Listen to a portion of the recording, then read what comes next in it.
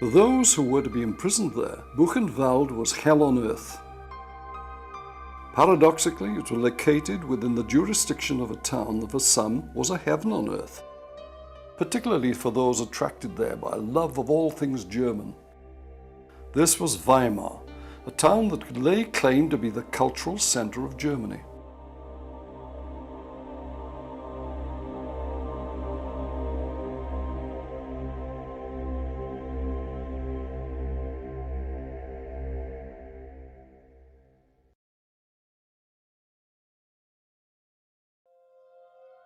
Weimar, with a current population of 65,000, is located geographically in the heart of Germany. It is also close to the heart of Germany culturally. It has been home to some of the greatest citizens of the German nation. And between 1937 and 1945, Weimar was also home to hundreds of thousands in the camp of Buchenwald, 8 kilometers from the town center. Weimar's records stretch back to the year AD 899, but its key role in the development of German art can be dated back to the time of the Reformation. Since then, it has provided home to some of the most illustrious names in German music, painting, literature, and architecture, giving it an artistic status that many capital cities of Europe might envy. Over the centuries, its citizens have included such illustrious men as the great Reformation artist Lucas Cranach the Elder, and Johann Sebastian Bach and Martin Luther. Later, it would attract such composers as Berlioz, Wagner, Liszt, and Richard Strauss, and philosophers Schopenhauer and Nietzsche. In the 20th century, Weimar was the first home of the Bauhaus, the Bildhaus movement, that radically simplified forms and emphasized rationality and functionality. One of its aims was to create works of art that could be mass-produced, and so allow art to form an intrinsic part of the common life.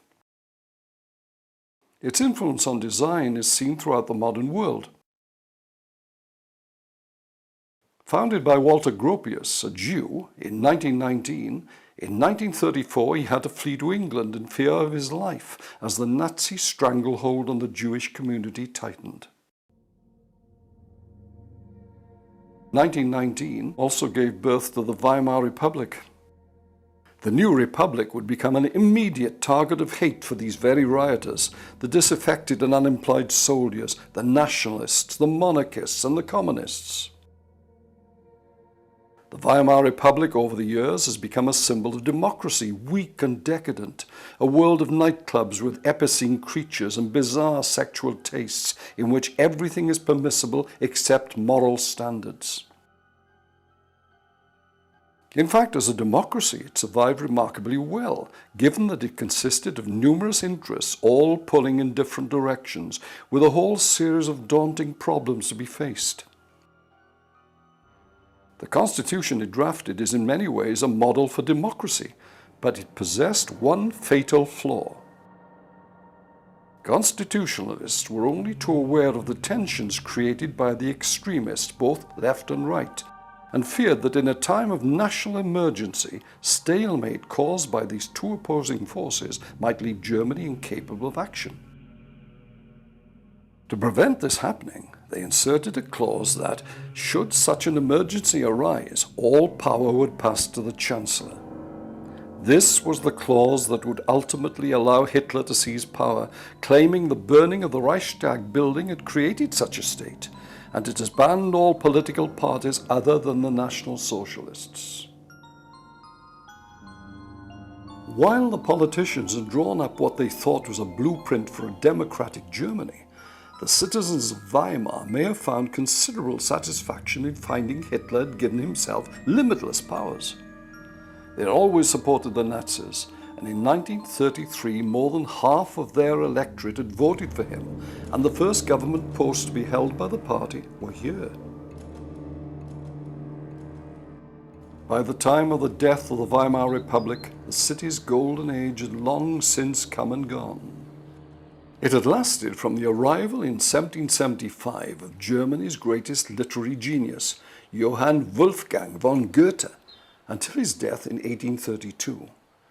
During his residence in this house, which has become a shrine, the intelligentsia and artistic community were attracted to Weimar to pay homage, not least Friedrich Schiller, who in 1794 wrote to Goethe offering him his friendship. The town of Weimar was thus supported by the twin pillars of the Romantic movement. It is said that Schiller's stay was relatively brief, a mere 6 years, but in this period his powers were at their peak, and together with Goethe founded the Weimar Theatre, leading to a new dawn for German theatre. The building they had erected would be the meeting place of the Weimar constitutionalists, and ironically, the womb of the Third Reich. As for Goethe, many of his major works were written during his long stay in this beautiful town in Thuringia, with its backdrop of forested hills. Without doubt, the most important of these, and one of the essential works of world literature, is Faust, the story of the man who sells his soul to the devil. Noted for his love of natural beauty, Goethe would frequently wander to the Ettersberg in search of inspiration. This is a tree-covered hill that rises 1,568 feet to the north of the town of Weimar. There was a particular spot where he loved to sit and rest, contemplate the world below, and plan out his next masterpiece. His association with the tree became so well known that it was given the name of Goethe's Oak. It was around this oak that in 1937 the camp of Buchenwald was built. It is said that the SS hanged people with their arms twisted behind their back from this tree. That does not appear to have been the case. They had too much sentimental respect for the culture of the fatherland, and there were many other trees around. Preliminary approaches for a base for the SS at Weimar were made by the Thuringia Gauleiter, Fritz Sauckel, the son of a postman and a seamstress. A Gauleiter held a high rank within the Nazi Party. The country had been divided up into 32 districts or Gau, a medieval word that the Romantic National Socialist Party had reintroduced to the language, and a Gauleiter was the leader of the Gau, or the chief functionary within the area. Theoretically, functionaries whose purpose was merely to coordinate party activities within their district, they were in fact unquestioned leaders of their regions. The Gauleiter was second only to the Reichsleiters, or empire leaders, composed of such eminences as Göring, Goebbels, and Himmler. Naturally enough, the Reichsleiter approached by Sauckel in this case was Heinrich Himmler, who gave the subject due consideration and came back to the Gauleiter with the welcome news that he had decided to place a concentration camp in the vicinity. Weimar's loyalty was already being recognized by the erection of government offices in the town, and this was yet another example of the party's favor. Sauckel expressed his complete satisfaction with the outcome. Whilst retaining the position of Gauleiter, Sauckel was to be appointed in 1942 as head of labor deployment and was in charge of bringing 5 million slave laborers from occupied territory into Germany. Accused at Nuremberg of crimes against humanity, he denied that his labor deployment role had, in his words, anything to do with exploitation. It is an economic process to supply labor. His last words before being hanged were, "It is unjust. I die innocent. God protect Germany." His superior, and the man who appointed him, was Albert Speer, who escaped the noose. Buchenwald was one of the first of the new larger purpose-built concentration camps which came into being in 1937. By the end of that year, only 3 other concentration camps were left in existence.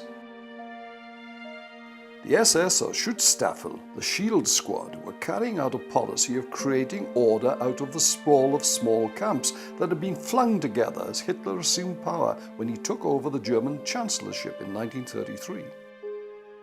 The original camps, known as wild camps, were created from abandoned factories, ruined castles, or were simply areas of wasteland enclosed with barbed wire.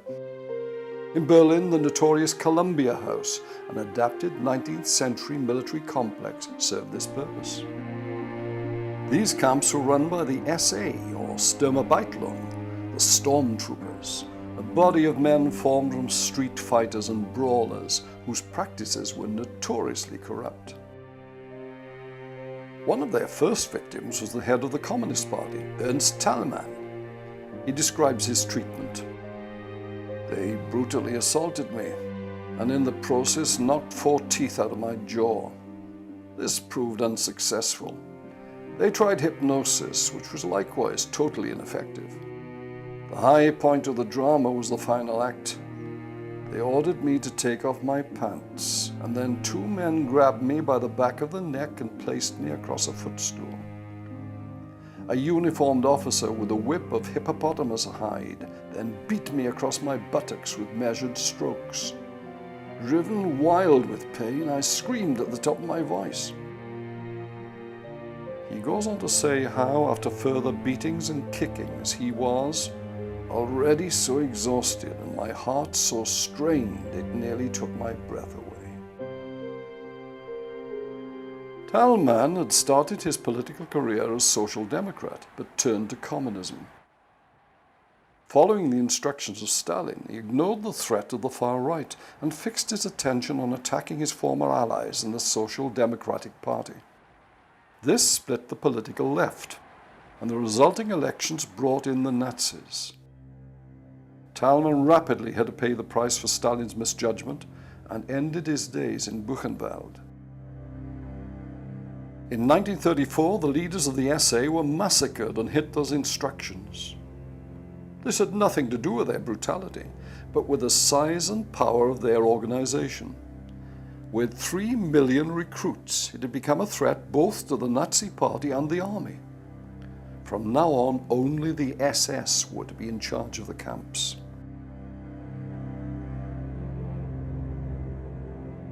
They were prepared for the task. Since 1933, on the Führer's instructions, Heinrich Himmler had been involved in plans for centralizing the detention system. Theodor Eicke, who had been in charge of the camp at Dachau since June 1933, was now named inspector of the camps. Himmler, in making his appointment, freed Eicke from any control by either the Gestapo or the SD, the Sicherheitsdienst, the SS security police, and in detaching the camps from the normal instruments of control, conferred on their commandants enormous power. Eicke was a fanatical anti-Bolshevik, an anti-Semite, and a severe disciplinarian. For all this, his lack of pretensions, his ability to mix with his own men at their level, and his personal courage commanded the respect of his staff. In 1935, Dachau was chosen to be the site for training a new body of men which would include those appointed to camp command. The unit, which was independent of any other body of the SS, was given its name in 1936, the Totenkopfverbände, or Death's Head Force. It was here that Karl Koch, the first commander of Buchenwald, received his training. The men Eicke chose had to pass strict tests for physical fitness and racial purity. They were put through harsh physical training lasting from dawn till dusk, a routine only relieved by camp duty, which could include the maltreatment of prisoners. Most of the early prisoners were political, and communists were regarded by Eicke as an inferior category of humanity and the enemies of the Reich. To understand Buchenwald, it is important to note that it was not set up as and never became an extermination camp. Its purpose was to confine and intimidate all that the Reich considered its natural enemies. The commandant of Auschwitz, Rudolf Höss, who was trained at Dachau, stated that under Eicke's supervision, the guards developed a hate, an antipathy towards prisoners that is inconceivable to the outside world. There behind the barbed wire lurks the enemy, and he watches everything you do. Show these enemies of the state your teeth. Anyone who shows even the smallest sign of compassion for enemies of the state must disappear from our ranks. I can only use hard men who are determined to do anything. According to his regulations, prisoners were to be hanged for anything that could be interpreted as political activity, which included anyone who forms cliques, loiters around with others, collects true or false information about the concentration camp, receives such information, or talks about it to others. Prisoners were to be shot on the spot or hanged for refusing to obey an order. An SS man tempted to show leniency might be stripped of his rank and thrown into the camp as a prisoner. Any slight infraction of any regulation was liable to punishment. Karl Koch passed through this training successfully. By the time he arrived at Buchenwald, he had already reigned over the dreaded Columbia House, where he had trained the prisoners to bark as he passed by. He would go on to earn the reputation of being the most brutal of all camp commanders. Within a month of his arrival, a 23-year-old laborer, Hermann Kepek, was found hanged. His was the first death to take place in the camp. The camp Koch arrived at in 1937, together with his bride Ilse, was still in the course of construction. It had recently received the name Buchenwald, or Beechwood, after complaints were made about its previous name Ettersburg. The name Ettersburg was too closely associated with that of Weimar for the comfort of its citizens. On July the 19th, 1937, an advance squad of 149 convicts had arrived at Ettersburg from Sachsenhausen, where they were joined the next day by a further 70. By August the 6th, 1,400 prisoners were on site, a mix of convicts identified by their green badges, political prisoners wearing red, and Jehovah's Witnesses wearing purple. They came to a site which consisted of 75 hectares of woodland. It had been chosen in line with the normal SS criteria, wild enough to impede any attempts to escape, but close enough to civilization to allow easy access to communication centers, supplies, and social activities. The former prisoner Eugen Kogan would write, "The choice of the site was highly symbolic. Weimar, the national center of German culture, and Buchenwald, a raw piece of land on which the new German emotion was to flower. Together, a sentimentally cultivated museum culture and the unscrupulous, brutal will for power thus created the typical new connection, Weimar-Buchenwald." The literal connection was the road from the camp to Weimar, and the inmates had to lug heavy stones, frequently by hand, from the quarry to the construction area. The number of casualties that occurred during this process gave the new highway a name used by the prisoners, Blutstrasse, or Blood Road. It connected with the main entry into the camp, the Karacheweg, or Caracho Path. It is thought to have gained its name from the Spanish word caracho, referring to a place of misery, originally the topmast of a sailing ship. This was the road along which new arrivals attempted to complete their entry to the camp, speeded along by the blows and jeers of the SS. To create the camp itself, the prisoners' first task was to clear the forest, sparing only Goethe's oak. Various work details were formed for logging, excavation, barrack construction, and so on, which worked a 14-hour day, including Sundays, starting at 6 in the morning and continuing to 8 or 9 in the evening. There was a 1-hour lunch break, which was mainly taken up by assembling for a double roll call, double to make certain that none had escaped. Latrine pits were dug and furnished with poles to fit up to 15 men at a time. The SS were liable to appear at any time and amuse themselves by flinging those unfortunate enough not to have got away in time into the cesspool. Regular beatings were administered. In the course of the construction, a prisoner collapsed through exhaustion and was unable to rise. The officer in command of construction ordered that, if he was unable to get up, then he should remain where he was. He froze to death. This was SS Captain Weissenborn, of whom the SS themselves said that God in his wrath had created him. What he was in charge of constructing was considerably more ambitious than what is normally thought of as a concentration camp: the fenced-in prisoners' encampment. That took up a relatively small part of the whole site. It was enclosed by a 380-volt electrically charged barbed wire fence, 3 meters in height, 3 kilometers in length, with watchtowers placed every 250 feet.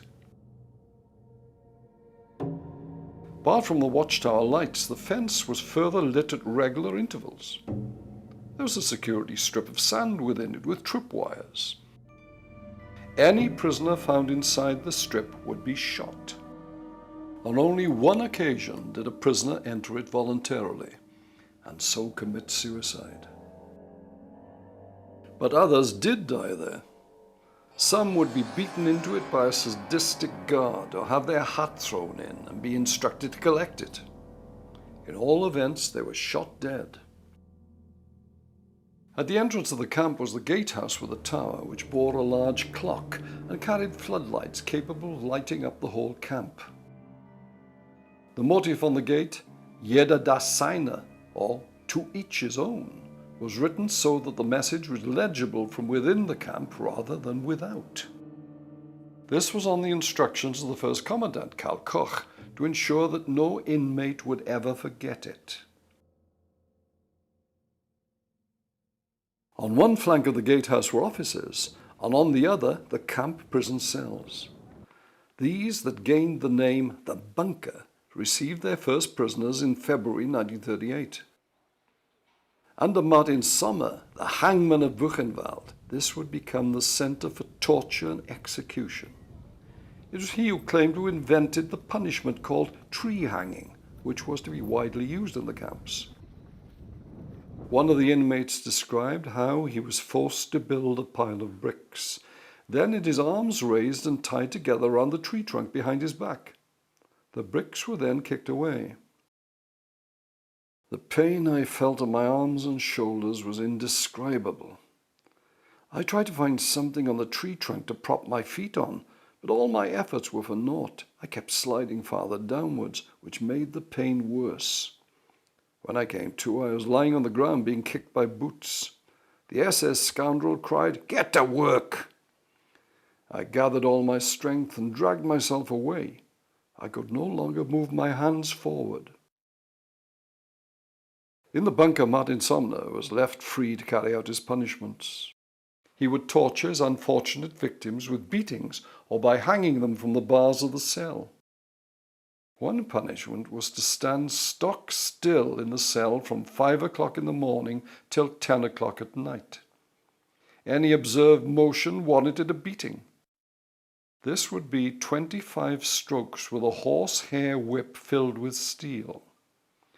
Being caught looking out of the window could result in instant death. Exercises to the point of exhaustion would be carried out in the cell corridors. At the point of collapse, Sommer would delight in kicking the exhausted man in the head till blood flowed from his orifices.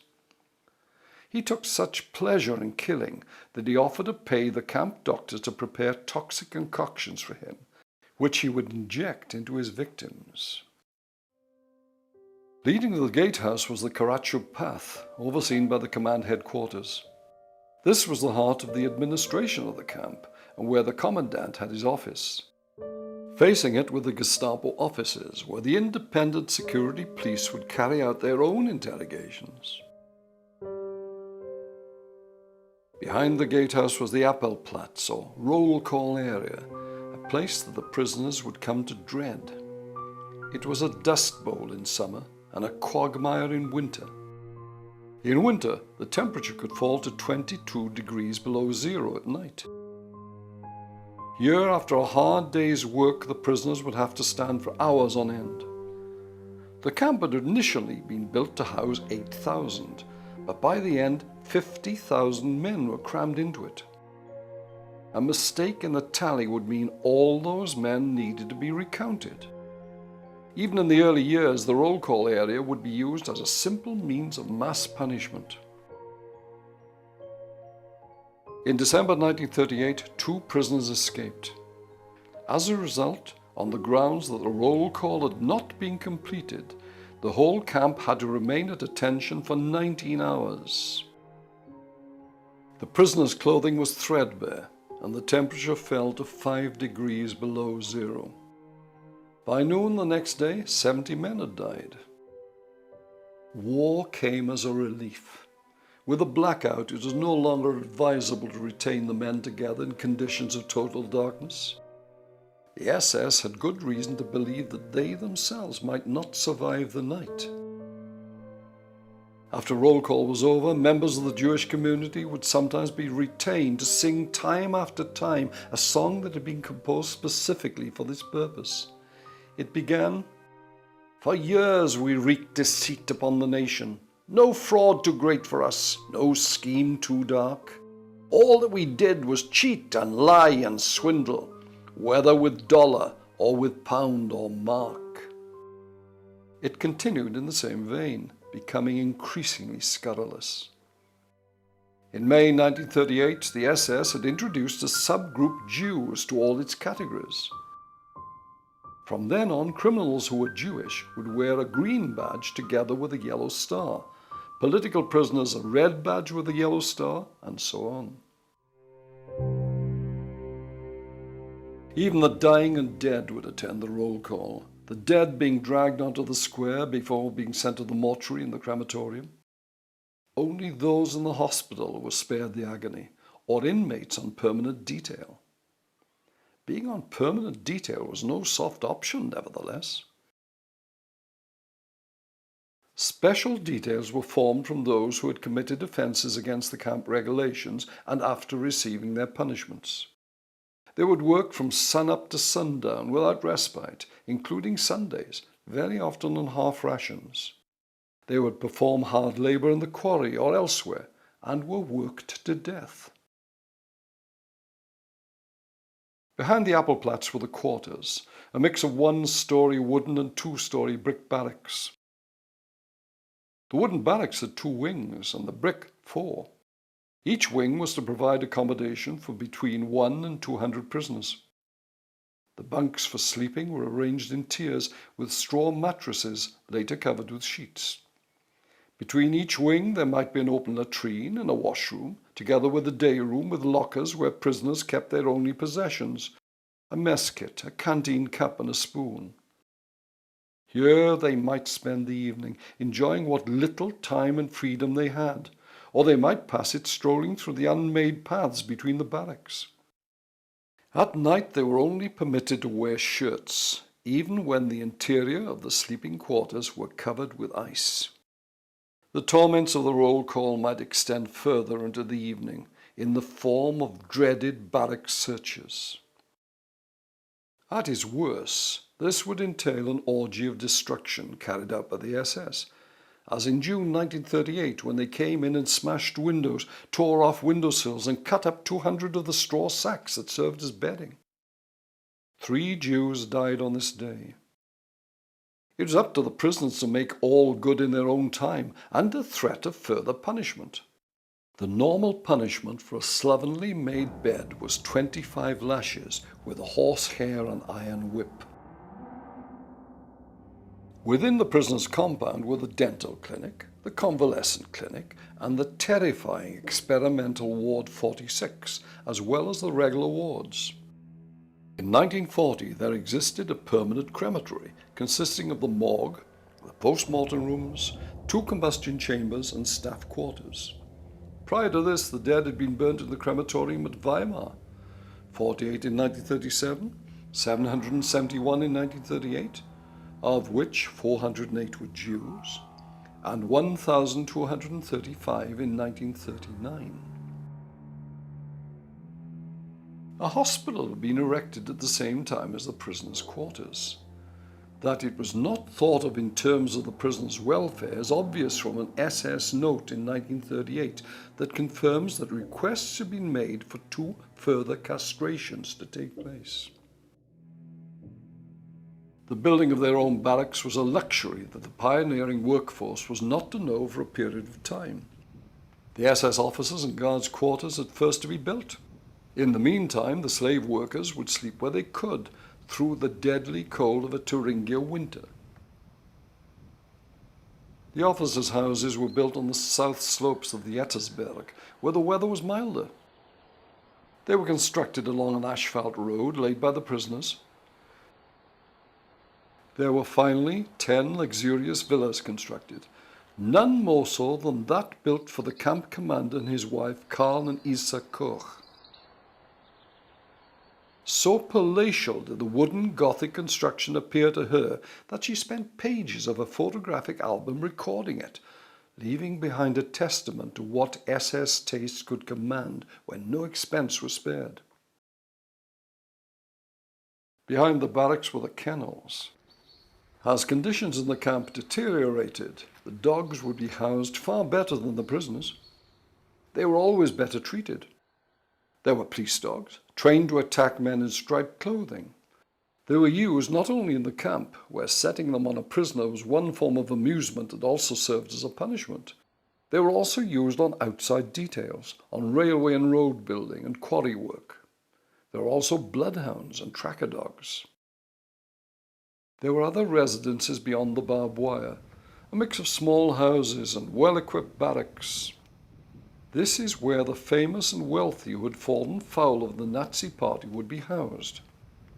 Spreading out from these in a semicircle and splitting them off from the main compound were the quarters of the SS guards. Installed in his new home, Commandant Koch would frequently make time to greet some of the new arrivals. On the Appelplatz, with the latest dead still laid out on the grounds, he welcomed a new batch of political prisoners with the following words: "Those of you who can't march straight will be shot. Look at those pigs in their coffins. That's what's going to happen to you, you bunch of dirty red bastards."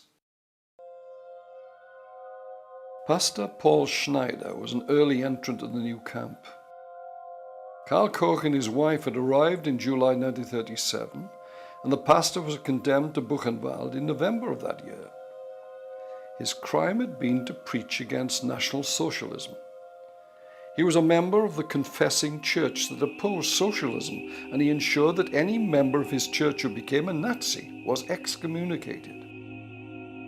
In the same year that he arrived in Buchenwald, he had already served a short term in jail, being warned on his release what the consequences would be if he returned to his ministry. In July 1939, he was murdered with a shot of strophanthin by his jailer, Martin Sommer.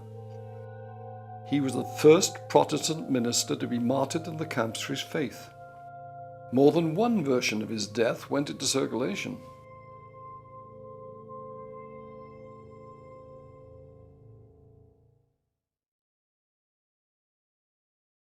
In the first 2 years of the camp's existence, the main work carried out was construction and quarry work. By May 1938, the water supply situation had become dire, and Commandant Koch ordered that the prisoners should receive no more than 4 buckets per barrack. Thirst was to be the perpetual companion of the inmates for the remainder of the construction period. Overseeing them in January 1938 were 1,262 guards, who could comfortably look after the 2,633 prisoners consigned to them. By December, the decreasing ratio of guards to prisoners was a harbinger of things to come. From 1 guard being available for every 2 prisoners, 2,176 guards had now to manage 9,172, or 1 guard to more than 4 prisoners. As time went on, the ratio would continue to deteriorate. The camps would have become ungovernable but for the cooperation of key members of the prison community, the Kapos. What guards there were soon ceased to be Eicker's elite and were made up from the wounded of the Waffen-SS, the fighting arm of the SS, and the Luftwaffe. Of course, the camps did become increasingly ungovernable, but in 1938 it was a proud boast to be one of the Totenkopfverbände, and men were happy to sign on for 4 to 11 years. Records exist of punishments administered on the block or flogging stand in the first half of 1938. 241 inmates received the standard punishment, normally administered by Martin Sommer, the bunker boss. The block's function was to hold a man immobile whilst he received his whipping.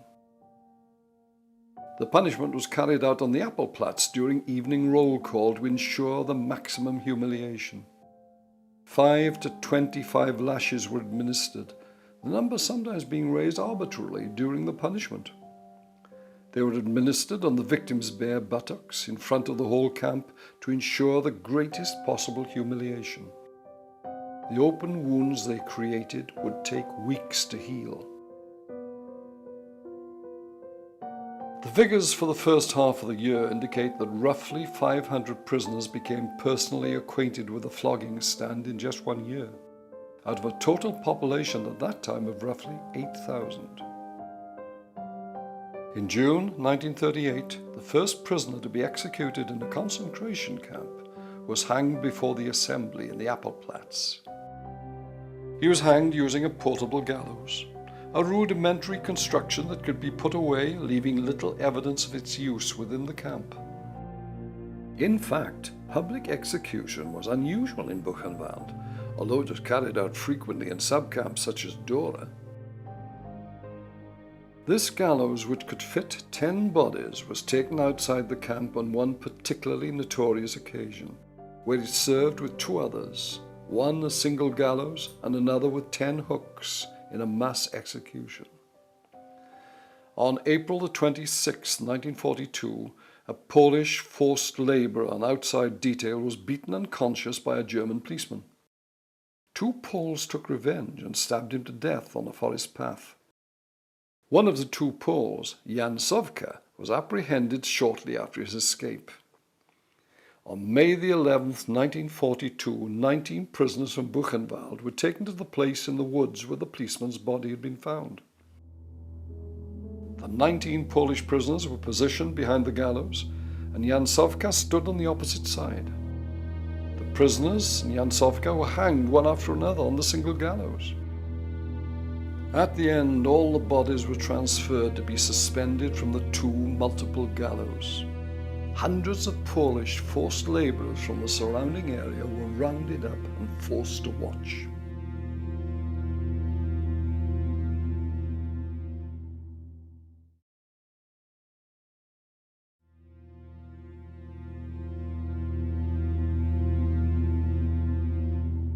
Prior to 1940, the crematorium of the town of Weimar was used to carbonize the remains of prisoners, but as the deaths mounted, it was decided there was need of something inside the camp. Once Buchenwald had its own crematorium, the cellar of this charnel house became the main place for execution. The victims were normally prisoners who had escaped from other concentration camps. They would be handed over to the Buchenwald Gestapo, whose office was just outside the prisoners' camp. In a procedure known as special treatment, the Reich Department of Security would impose a death sentence which was carried out here without any sort of legal proceeding. After torture and interrogation, the prisoner would be taken to the cellar, where a noose was placed around his neck. He was then lifted onto one of the 48 hooks arranged in a line around the wall. The other end of the rope was tied to the hook, and the victim was left to strangle. A doctor would bear witness to the proceedings and would pronounce the prisoner dead at the end of 35 minutes. Hermann Helbig, who took part in the majority of the executions, testified. They were brought down one by one. They presumably saw the others hanging there. As the oppression in the camps worsened, the new commandant was anxious to ensure that his own quality of life improved. A falconry was built on the pretext of it being a gift for Reichsführer Göring.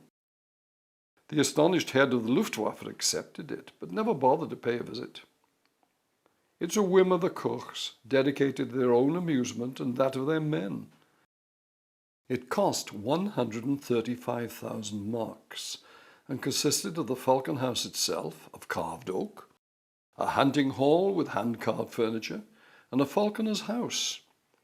To it was added a zoological garden, which provided for deer, wild boar, wild cats, bears, and even a rhinoceros amongst a number of other animals. If one died, there was a so-called voluntary contribution requested from the Jews to replace it, whilst there were still enough Jews outside the camps to fund such exotic tastes. It was rumoured that the SS amused themselves by throwing prisoners to the bears to be ripped open. Whatever the truth of some of the tales that circulated through the camps, death was ever present, and it was now becoming obvious that the prisoners were to die in large numbers.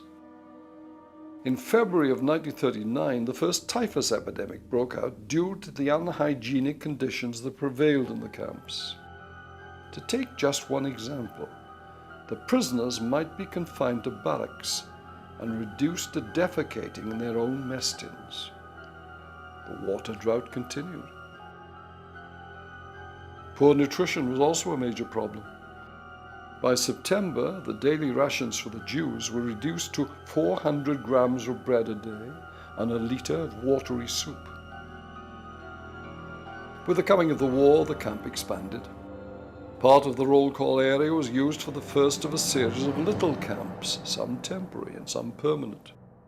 They were fenced off from the rest of the camp with barbed wire. This area included a cage known as the Rose Garden, a grim joke. It was nothing but a barbed wire cage where recalcitrant prisoners were left to starve or freeze to death. The first guests to this new extension of the camp were 110 Poles who would die of cold and hunger a matter of weeks after their arrival. Thousands of new arrivals poured into the camps, a mix of Czechs, Poles, Viennese Jews and Gypsies. By the time the first of these special camps was closed in 1940, half of its occupants had died of cold, hunger or disease. The Jehovah's Witnesses who would form part of the advance guard had somewhat better treatment. They formed an anti-political group, clinging to an unworldly neutrality whereby they would neither offer support nor rejection. For them, the political world was an irrelevance in comparison to the forthcoming judgment, and during the early 40s their church taught that the Nazis would unleash the apocalypse. They shunned political meetings and refused to allow their children to join Hitler Youth. Of 20,000 witnesses active during the Nazi era, about half spent some time in a camp, the normal sentence averaging 18 months. With the outbreak of war in September 1939, the first officer in charge, Arthur Rödel, called them to the Appelplatz with the following message. You know that war has broken out and that the German nation is in danger. If any of you refuses to fight, all of you must die. Not a single one volunteered for service. An assault by the SS Guard made no difference. They were assigned to the quarry and refused hospital treatment.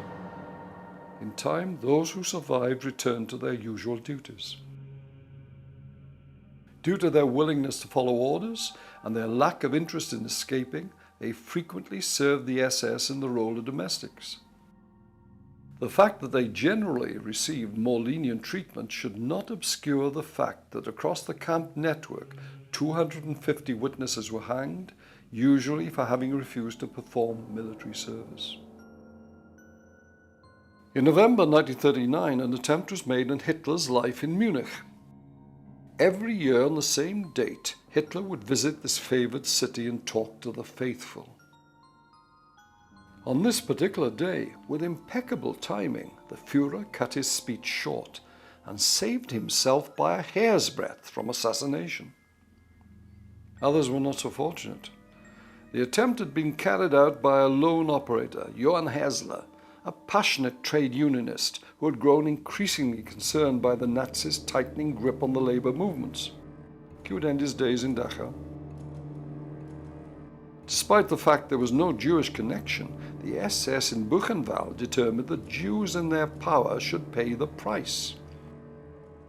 21 Jews were taken to the quarry and shot by an execution unit. 」 . 」 « 」 « 」 « 」 « 」 « 」 « 」 « 」 « 」 « 」 « 」 « 」 « 」 « 」 « 」 « 」 « 」 « 」 « 」 « 」 « 」 « 」 « 」 « 」 « 」 « 」 « 」 « 」 « « «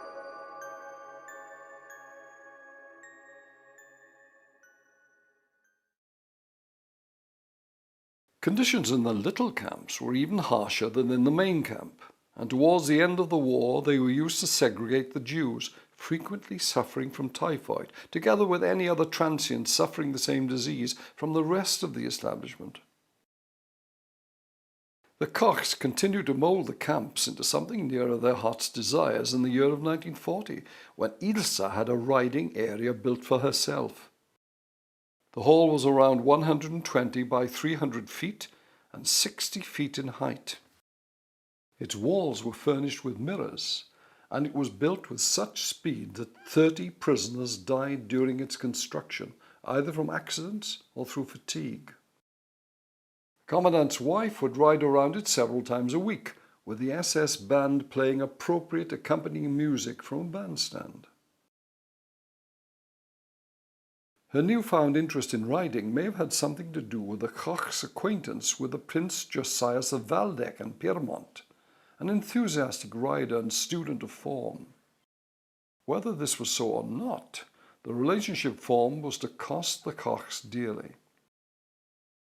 His family had lost their principality during the Weimar Republic, and he had joined the Nazi Party and the SS at the end of the 1920s, rapidly becoming Himmler's adjutant. He was Gestapo chief of Weimar, with Buchenwald coming under his jurisdiction. He took an instant dislike to Count Koch. During 1940, the SS purchased a number of small industrial plants that had been set up in the camp for various activities, mainly related to the now almost completed construction. These were brought from the Reich, which owned the camps and all their resources, but the SS had interested itself in using them to expand its burgeoning industrial empire. Profits generated were to be ploughed back into the camps to make them self-sufficient, as well as for the development of the SS itself. The activities were consolidated, and an area of the camp became a branch of the Deutsche Ausrüstungswerke, known as the DAW, or German Equipment Works. It was to become essentially a small arms factory and the source of considerable revenue. The first Soviet prisoners to arrive were shot here.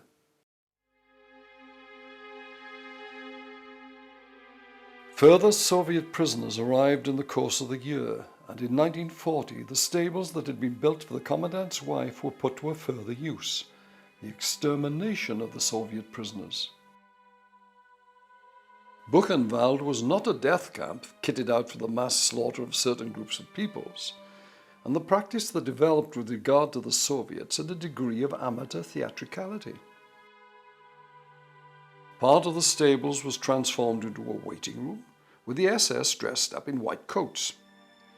A prisoner was examined in a perfunctory way and pronounced fit, and sent on into a further room to have his height and weight taken. He was lined up against a measure on the wall with his back to it. The wall had been pierced, and an executioner on the other side would shoot his victim in the back of the neck. The floor was washed down, and the next prisoner of war invited in. Throughout, loud music would drown out any suspicious sounds. Grotesque as the methodology seems, by the end of the war 8,000 prisoners, whose deaths do not appear in any of the camp records, had been dealt with in this fashion.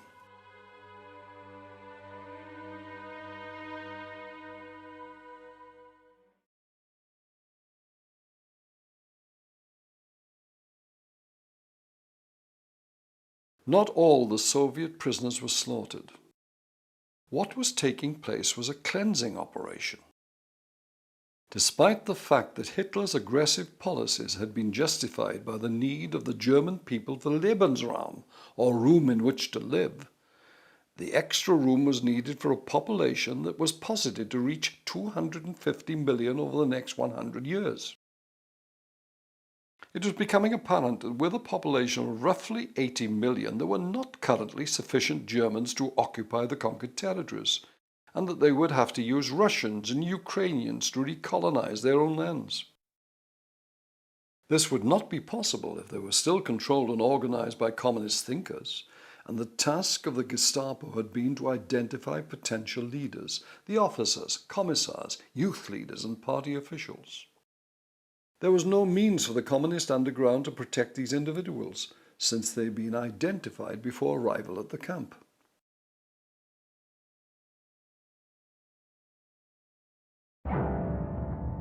The remainder of the Soviets were subjected to extremely harsh treatment and were reduced to attempting to feed themselves by eating worms and roots. Any prisoner attempting to relieve their suffering would be subjected to 25 lashes and transferred to the quarries for hard labor. The authorities justified this treatment by referring to the fact that Russia had refused to sign the Geneva Convention. So the SS had come to the conclusion that their own soldiers were being as harshly treated by the Russians. In this, they do not appear to have been totally incorrect. Of more than 3.5 million Germans captured by the Soviets, over 1 million died during their imprisonment.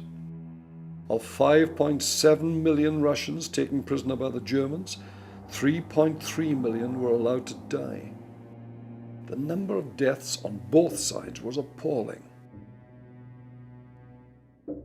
After 1942, the Soviets ceased to create a problem for Buchenwald, as the majority of them were transferred to Sachsenhausen, 4,200 perishing en route.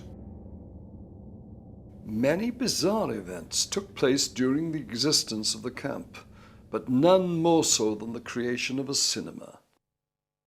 One of the SS barracks was deconstructed and moved into the camp area, and Buchenwald could thus claim another first. It was the first camp to offer filmed entertainment, principally for the guards and those prisoners who had been granted privileges. The entrance fee was a trifling 20 pfennigs. Most of the shows consisted of propaganda productions.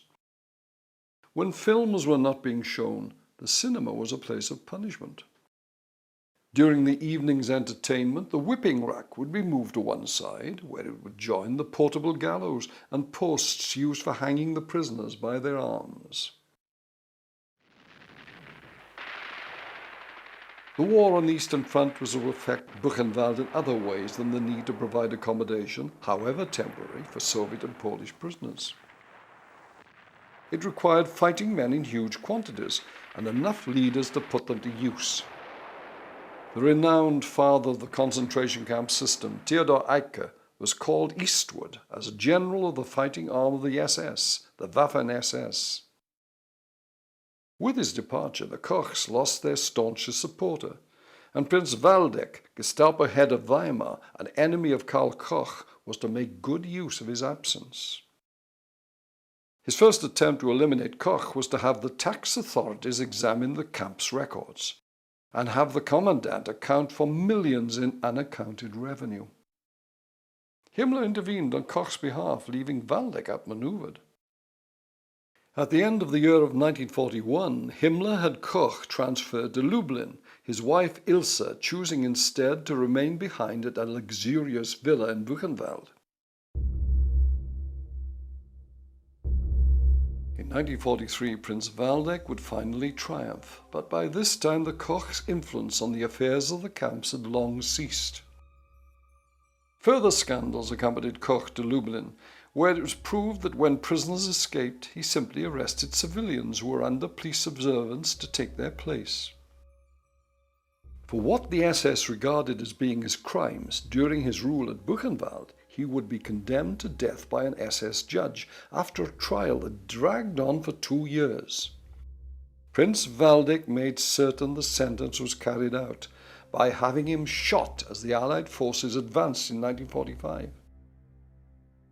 Ilse Koch was found not guilty after investigation by the SS, but would later face life in prison after being tried by German courts after the war.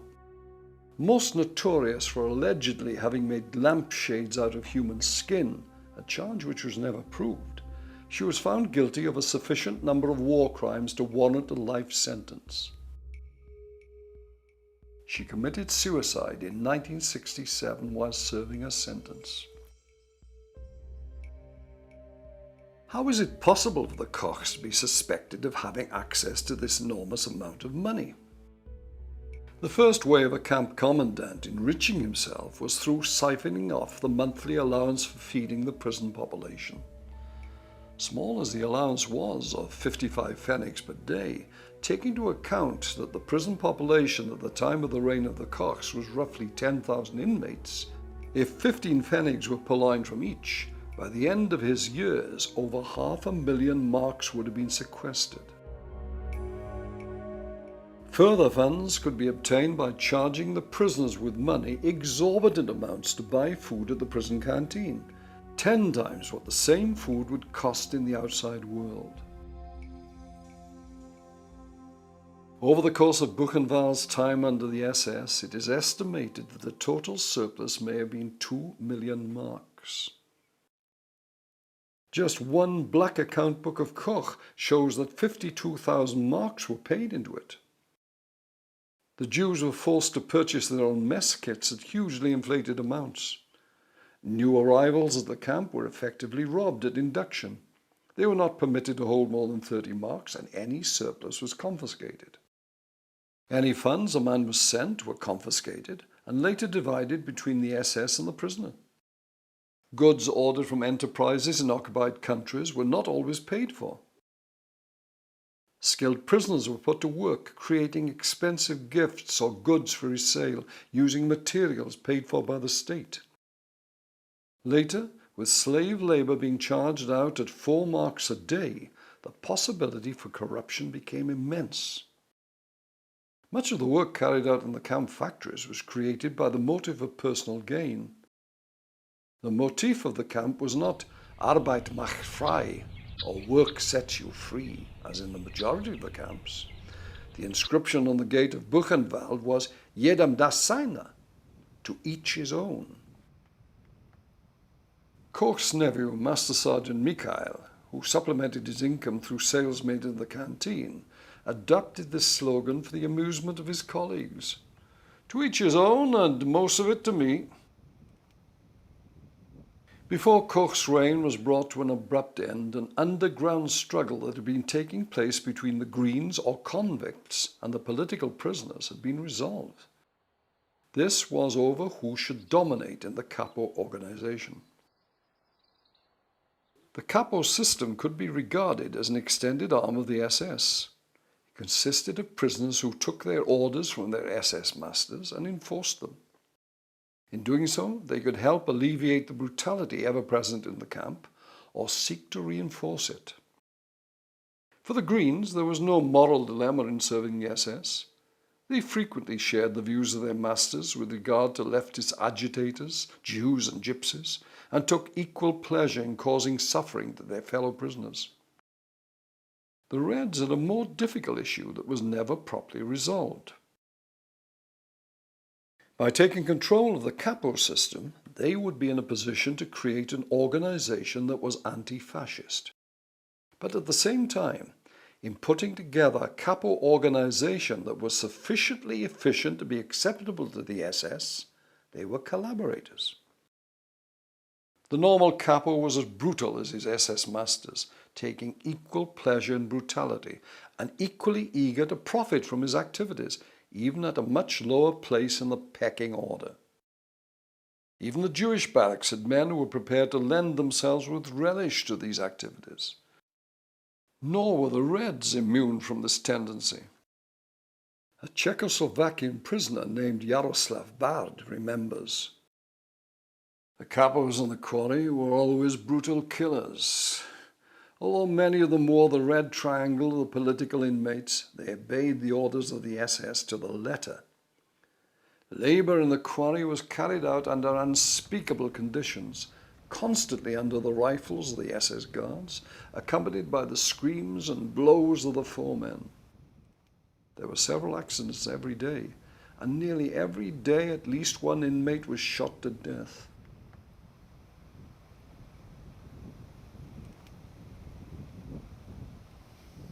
Each block came under the control of an SS man, such as Martin Sommer. Answerable to him was one of the Kapos, known as the senior block inmate, responsible for maintaining order and distributing rations. The prisoner foremen were in charge of various labour details.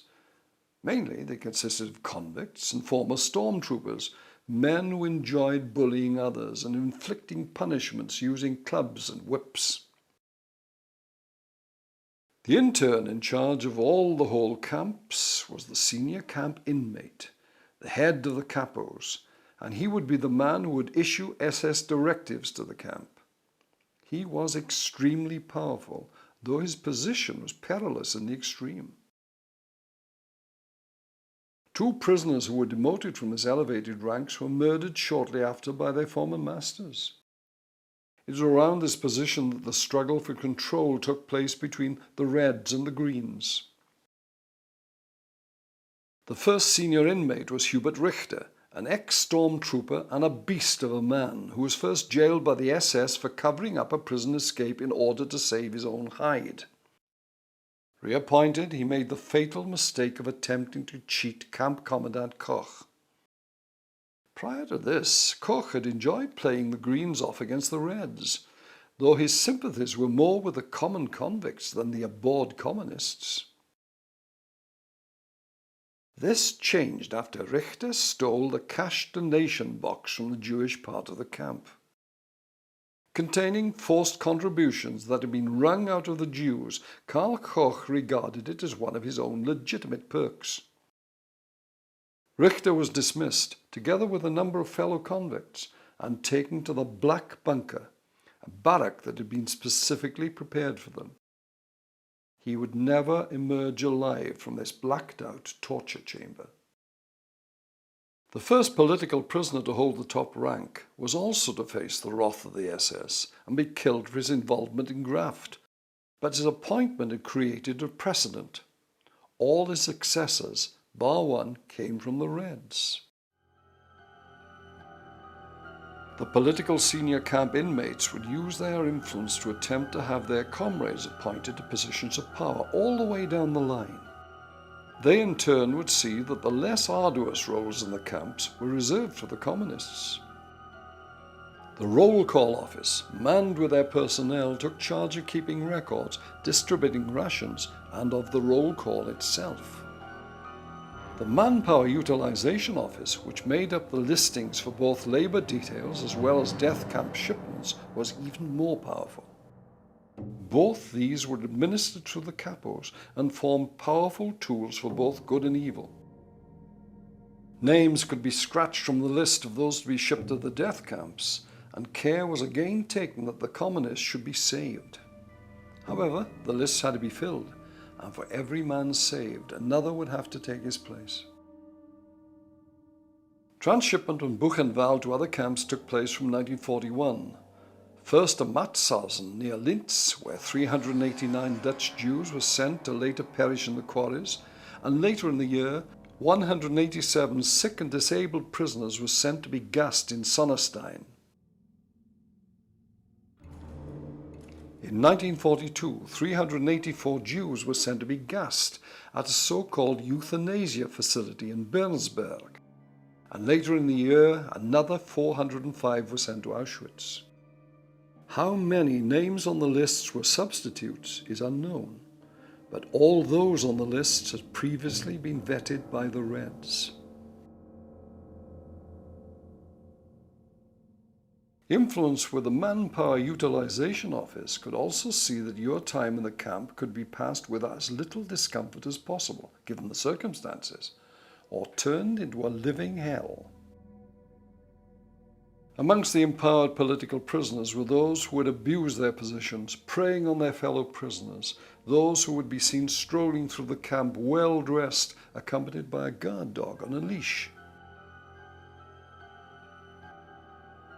Whatever the flaws in the Kapo system as operated by the communists, the men who ran it were theoretically put forward by their comrades for their ability to perform a role in an underground movement that provided the camp with up-to-date information regarding the course of the war, and thus served as a channel for hope.